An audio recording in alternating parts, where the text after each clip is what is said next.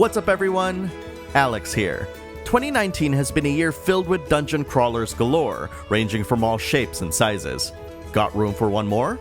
If so, then choose your party members carefully from a wide range of classes as we descend into the deepest, darkest sections of Lapis x Labyrinth in my review, hours later. Lapis x Labyrinth tasks you to form a party of adventurers with the goal of exploring a cavernous labyrinth filled with boundless loot and treasure, while hacking and slashing your way to each maze's exit. The town situated on top of the labyrinth has been there for ages, with its best days ahead of it. But, as you bring back more riches, the town will begin to grow in population, availing you of more facilities and bringing back many of the citizens who have left to seek greener pastures. But don't go calling this a city builder. The sole goal of this game is for players to descend into the labyrinth and enjoy the feeling of exploring each dungeon, maiming gobs of enemies, and obtaining tons and tons of loot. While the story is admittedly quite thin, Lapis x Labyrinth makes up for it with its gameplay. There are 8 different classes to choose from at the very beginning, and every class plays quite differently from one another. For instance, the Shielder is a balanced class that has attacks that remind me of an axe-wielding Belmont from the Castlevania games. The Hunter is my favorite class of all of them, and if you've been watching this entire time, then you recognize that she's fast, furious, and got tons of combo potential. That said, every single class in Lapis x Labyrinth is a viable fighter to start with, and it's actually super fun to learn each of the character's nuances so that you're able to properly utilize different strategies depending on what you're fighting. But for me, I love how quick my Hunter is. The biggest twist to Lapis x Labyrinth is that your party members are stacked on top of your leader's head, existing as disembodied heads that move along with you, allowing you to traverse hard-to-reach heights with a quadruple jump that I can only describe as ridiculous. No, really, you actually use these heads as mid-air platforms so that you can jump off of them. As you traverse further into the labyrinth, you'll begin to encounter enemies that can knock your leader out, with one of your party members taking over as the leader. You'll have to rush and pick up your indisposed party member before you head to the exit, or else they're gone for the remainder of the run. Each class in Lapis x Labyrinth comes equipped with a basic attack that combos easily, a class skill that changes depending on the direction held, an assist attack for when they're not the party leader, and an EX skill that is effectively the super attack that all your party members do together. With the press of a button, you can switch your party's leader to the next party member highlighted, and it's only with skillful and strategic uses of each class's abilities that you can turn your humdrum party into what is effectively a highly mobile wood chipper that melts and rips through mountains of enemies with ease. And you're gonna want to learn this quick, as Lapis x Labyrinth has absolutely no problem filling the screen with hundreds of enemies that have just enough nuance to prevent any mashing player from winning the game handily. Though admittedly, I was able to get through much of the game just by trying to grind through enemies as fast as I can.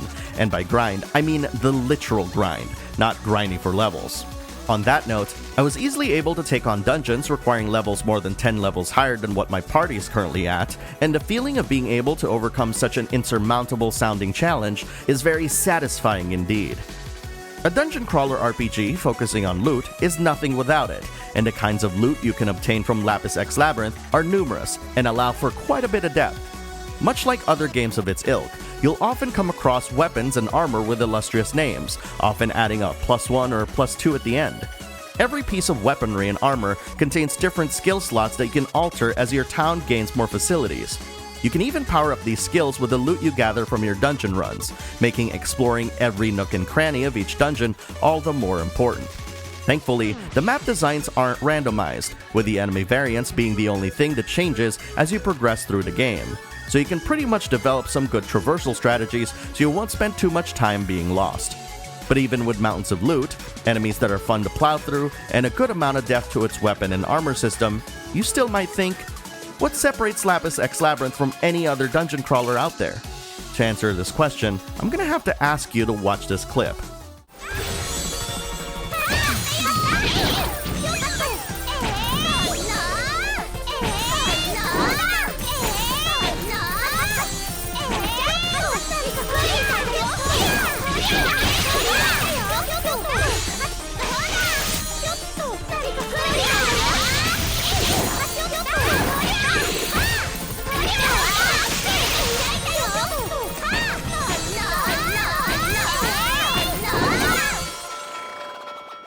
While the last clip might seem indulgent, it's hard to resist the charm and the allure of triggering Fever Time multiple times during your dungeon runs. Fever Time activates each time your fever meter fills up.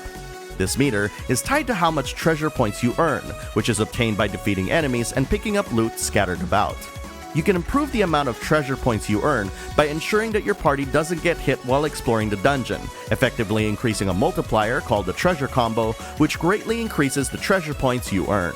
And when you earn enough treasure points, Fever Time automatically triggers, rendering your party completely invulnerable to attacks, and turning every single enemy, treasure chest, and breakable block into a fountain of loot, increasing the drop rates for every enemy you encounter, and showering you with more treasure than you can realistically carry. I liken the feeling of wanting to trigger Fever Time to that of hitting the jackpot at a casino or winning the lottery, but in more frequent bursts than the two moments I've described. It's certainly doable, and once you trigger it, it's game over for the monsters. The treasure points you earn are then tabulated at the end of each quest, giving you a score that determines how many keys you obtain to open up sealed treasure chests that are revealed to you at the end of your run.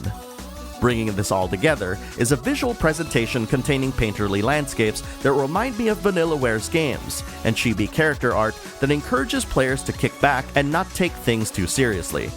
This seemingly lackadaisical attitude is betrayed by the fact that the music is anything but lazy, as its pace and tempo was seemingly composed to inject adrenaline directly into the player so they can attack the coming challenges with a ferociousness and willingness to find all the loot and defeat all the monsters in the fastest time possible.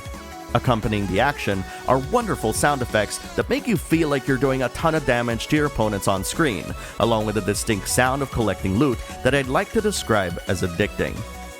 With its seemingly intense focus on delivering a core gameplay experience that is unlike anything out there this year so far, I can easily forgive Lapis X Labyrinth's thin storytelling due to the feelings of elation and excitement it's made me feel each time I've done a dungeon run or two. Truly, it's one of those games where you'll exclaim, "Just one more time," finding yourself spending countless hours with it on the go. Lapis X Labyrinth represents a tremendous value to anyone interested in playing an action-packed dungeon crawler, and for everyone else, it's still worth checking out.